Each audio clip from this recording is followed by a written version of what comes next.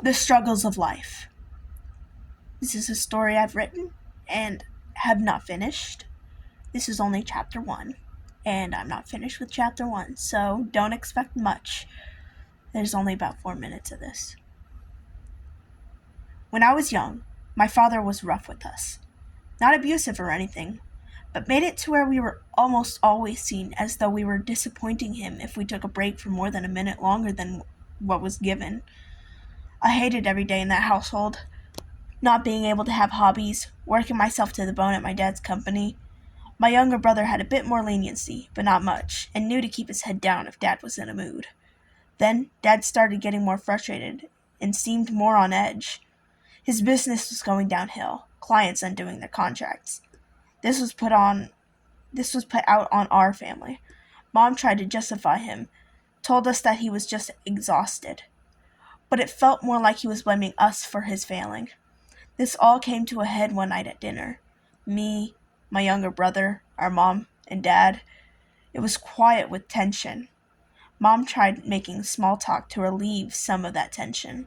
My brother started talking excitedly about a project he was excited about, but Dad told him to shut up, that dinner wasn't for yapping.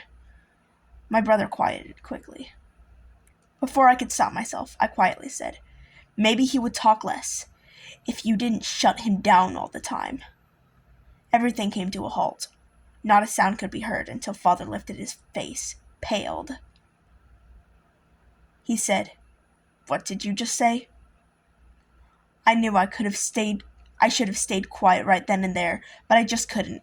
I let out everything that was bottled deep inside me. "You're always on us. He was just excited and you act like it's a crime. You treat us like it's failing you every day." Mom gasped. She tried to mediate, but Dad just quieted her.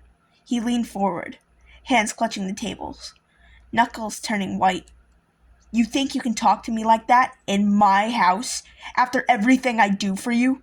I laughed. "After everything you do?" I chuckled bitterly. "You mean working us like dogs and acting like we're never good enough? I'm busting my ass for your business and all I get is anger." I was shaking, and so was my voice. I could feel my brother and Mom staring. Dad stood up and raised his voice. "You're out of line, son. You don't know what it takes to keep this family afloat." I laughed again, tears prickling at the edges of my eyes.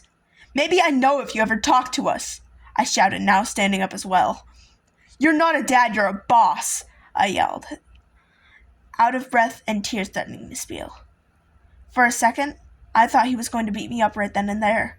Instead, he pointed at the door. "Get out," he said in an icy tone, face visibly red. I didn't think as I grabbed a bag I had prepared a few months in advance if this ever happened. I walked to my room and grabbed my phone charger and my wallet. I then walked out looking back, tears falling down my face now, and said, "I don't take any of my words back," and slammed the door so hard that the window shook.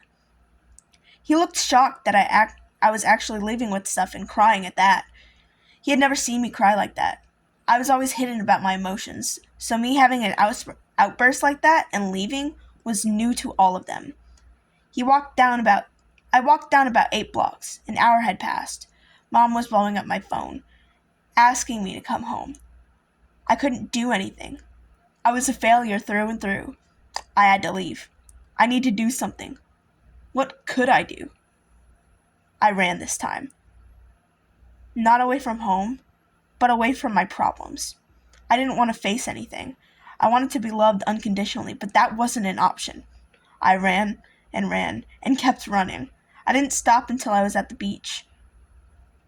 It looked serene, beautiful in a not-so-beautiful world. Nothing ever changed. It was suffocating. I didn't want to survive anymore. I wanted to live.